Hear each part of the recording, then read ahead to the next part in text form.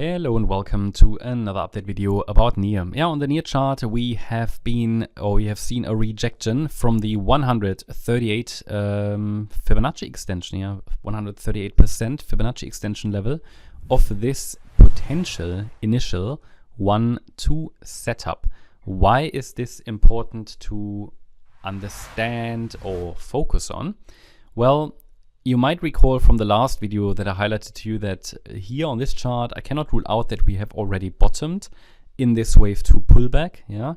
So we have a 3-wave corrective pullback into the April low, 13th of April, and then quite a strong rebound in 3 waves at the moment. So I prefer another 4-5 pattern to call this bottomed. We always need to see 5 waves to the upside in order to say a low has been established. Ideally, that 5-wave pattern follows certain Fibonacci guidelines, and in this scenario the 3rd wave should normally reach the 1.38 extension. As I said, the 5th wave should reach the 1.618 extension, in this case at $8.24.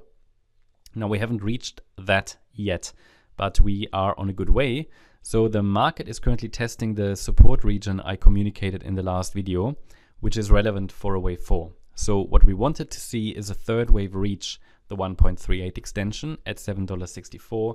That happened.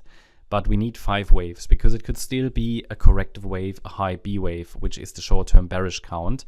And there is a support area that distinguishes between the short-term bullish and short-term bearish potential. First of all, I think the most of this rally from the April low has been done. We have 3 waves up complete. Now we might get another 4-5. If we do, then this could be another wave 1 of the next larger degree upside wave, which would be a 3rd wave. And we can then add a support area for the subsequent wave 2 pullback. And then this would be a 1-2 setup, and from there we can say, okay, a 3rd of a 3rd wave rally likely starts, which means that in any wave 2 we should, not will, but we should get into the current price region again anyway, even if there is one more high. So actually you shouldn't miss anything in case you decide to wait for 5 waves up, right? But obviously that's not guaranteed. It's only what the market ideally would do. Now, we need the 5 waves to really have a strong, let's say, confirmation to say that a low has formed, because this could be a high B wave. This is only so far a 3-wave rally. Okay, this is 5 waves, but you should also consider the first move. So we have a larger A, B, C structure in blue wave B, and we have to consider that this could be, let's say the blue count, until the market gives us 5 waves. So it's very important to watch.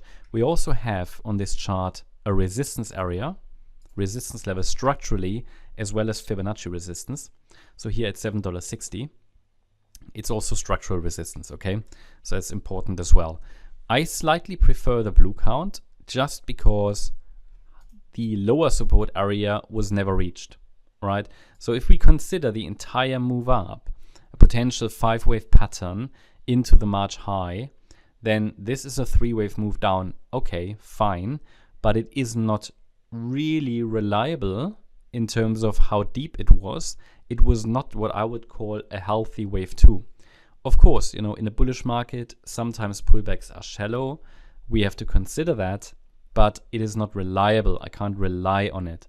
Therefore, I slightly prefer the blue count over yellow. But it's generally the case that if we get a 3-wave move down, had this been 5 waves, it would be more clearly bearish, and I could increase probabilities for the blue count. Because we only saw 3 waves down, I can't really rule out yellow. I can't really rule out that we've bottomed already. With a 5-wave move down, it would be much clearer. So the market hasn't fully clarified what it wants to do, but it still gives us, or the analysis still offers us, very clear support levels and pivots to watch. So we currently possibly come down in this wave 4, quite a sharp downturn at the moment, into the support area that I already highlighted in the last update. It's defined between $6.79 and $6.08. I've added today the 579 level as well, because I want to I don't want to rule out that this is a diagonal pattern to the upside. So if the yellow count plays out, we get 5 waves. I have to consider that this could be a diagonal pattern, not necessarily an impulse, even though it looks a bit impulsive. So ideally, we don't even break below $6.08 in the yellow count, but there is a bit of a buffer zone down to 579. Below 579, probabilities are clearly shifting towards the blue count. And if blue works out, then first of all, there are 2 levels to watch next, 385 and 296. We can specify that further by taking the length of the A wave. We go to the high of the B wave, and it gives us the 100% extension level. That is at 363, so it's actually between these 2 levels. So that's an additional level to watch. Yeah, and then the 1.236 extension is also there. So we have an even slightly smaller target area. And ideally, this wave C would finish in the upper section of that larger support zone.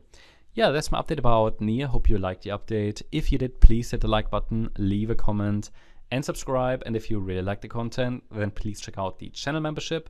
Also, make sure that you follow us on Instagram and Twitter for additional content. Thanks a lot for watching. Bye-bye.